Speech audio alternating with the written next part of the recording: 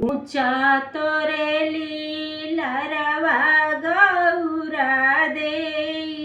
आखी रातनार दातवा चामके हो गौरा बिजुरी के जोत दातवा चामके हो गौरा बिजुरी के जोत मचिया बैठली मनामाई उठेली धाधाई कैसे कैसे रहलू ए बेटी शिव बर के साथ